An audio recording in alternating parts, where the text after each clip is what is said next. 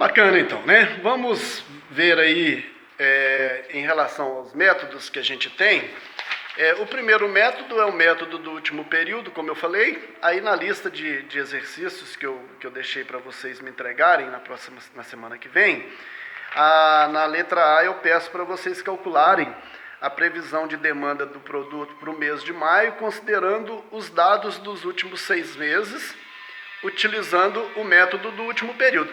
Esse método do último período ele é muito simples, o próprio nome já diz, ele não tem base matemática nenhuma, e é um método muito intuitivo, onde a grande maioria dos gestores, que são gestores que não tiveram oportunidade de conhecer a técnica da previsão de demanda, eles já fazem de uma forma intuitiva essa previsão. Então, em que consiste determinar uma previsão de demanda considerando o método do último período? É projetar para o mês seguinte ou para o período seguinte uma previsão que seja exatamente aquele consumo real que ocorreu no último período.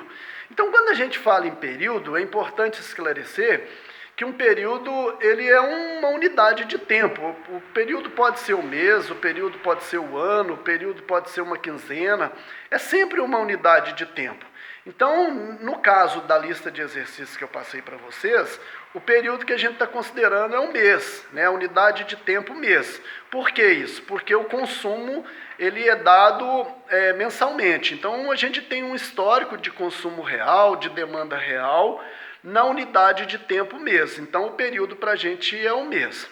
Então, ele pede, se vocês observarem, o enunciado ele apresenta os dados de consumo dos últimos 6 meses, ou seja, de outubro até abril. Eu peguei aí um exemplo como se fosse, nem é abril, é de outubro a março. Como se a gente tivesse hoje, no tempo atual, pegando aí os dados dos 6 meses anteriores aí ao mês de abril que a gente se encontra atualmente. Então, aí para cada mês você observa que esse produto ele apresentou uma demanda, ele teve um consumo que não foi o mesmo durante os 6 meses que a gente tem no histórico. Então, para calcular o método, a previsão de demanda para o mês seguinte, no caso maio, por que maio? Porque abril é o mês que a gente se encontra, então eu não faço a previsão para o mês onde eu estou situado. Eu sempre faço a previsão para o mês seguinte ou para o ano seguinte, dependendo do período que eu considero, levando em consideração os dados que eu tenho já finalizados. Ou seja, abril eu não tenho ainda os dados de consumo ou de venda do produto em abril, então eu não posso considerá-lo, porque o mês ainda não acabou. Mas de março para trás, eu já tenho esse histórico. Então eu posso trabalhar com esses dados, porque eles são dados reais. Então eu faço a previsão para maio, considerando os meses de março para trás, tá ok?